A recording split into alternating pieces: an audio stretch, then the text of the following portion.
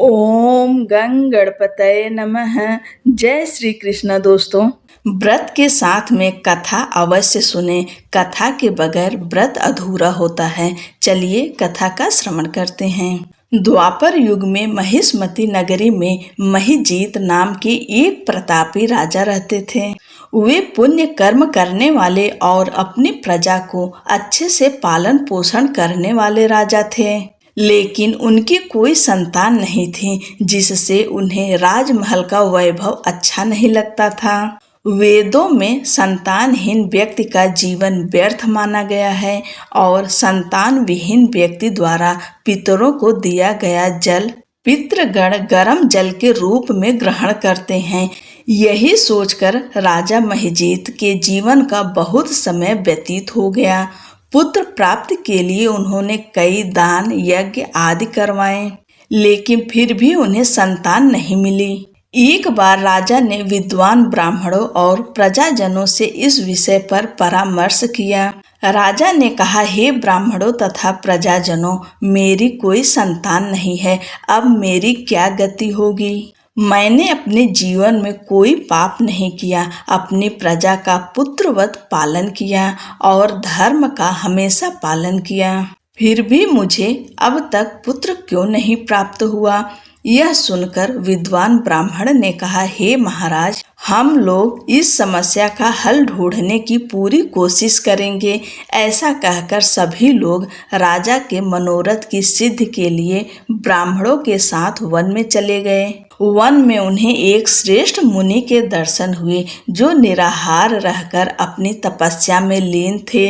उनका निर्मल नाम लोमस ऋषि था। सभी लोग उनके समक्ष जाकर खड़े हो गए और मुनिराज ने कहा, हे ब्रह्म ऋषि, हम लोगों के दुख का कारण सुनिए। हे भगवान, आप ऐसा कोई उपाय बतलाइए जिससे इस दुख का निवारण हो सके। महर्षि लोमस ने पूछा, सज्जनों, आप लोग यहाँ किस कारण आए हैं? स्पष्ट रूप से कहिए। प्रजाजनों ने कहा, हे मुनिवर, हमारे राजा का नाम महिजीत है, जो ब्राह्मणों के रक्षक, धर्मात्मा, दानवीर, सूरवीर और मधुर भाषी हैं। उन्होंने ही हम लोगों का पालन पोषण किया है, परंतु ऐसे राजा को आज तक संतान की प्राप्ति नहीं हुई है। हे महर्षि, आप कोई ऐसा युक्ति बताइए जिससे हमारे राजा को संतान सुख की प्राप्ति हो सके, क्योंकि ऐसे गुणवान राजा को संतान का न होना बड़े ही दुख की बात है। प्रजा की बात सुनकर महर्षि लोमस ने कहा, मैं संकट नाशन व्रत के बारे में बता रहा हूँ। यह व्रत निसंतान को संतान और निर्धनों को धन देता है। आषाढ़ कृष्ण पक्ष की चतुर्थी को एक दंत गजानन नामक गणेश की पूजा करें। राजा ने पूरी श्रद्धा से यह व्रत रखकर ब्राह्मण भोज करवाएं और उन्हें वस्त्र दान करें। गणेश जी की कृपा से उन्हें पुत्र अवश्य प्राप्त होगा।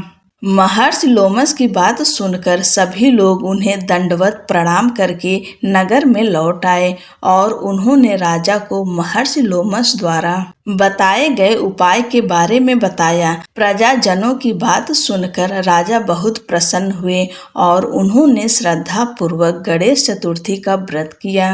कुछ समय बाद राजा की पत्नी रानी सुदक्षिणा को सुंदर और सुलक्षण पुत्र प्राप्त हुआ।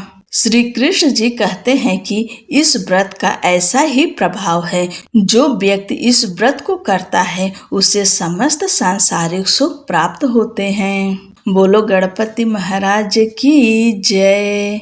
अब दूसरी कथा का श्रवण करते हैं।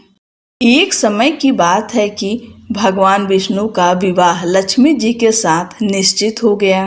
विवाह की तैयारी होने लगी। सभी देवताओं को निमंत्रण भेजे गए, परंतु गणेश जी को निमंत्रण नहीं दिया। कारण जो भी रहा हो, अब भगवान विष्णु की बारात जाने का समय आ गया। सभी देवता अपनी पत्नियों के साथ विवाह समारोह में आए। उन सब ने देखा कि गणेश जी कहीं दिखाई नहीं दे रहे हैं। तब वे आपस में चर्चा करने लगे कि क्या गणेश जी को नहीं न्योता है या स्वयं गणेश जी ही नहीं आए हैं। सभी को इस बात पर आश्चर्य होने लगा।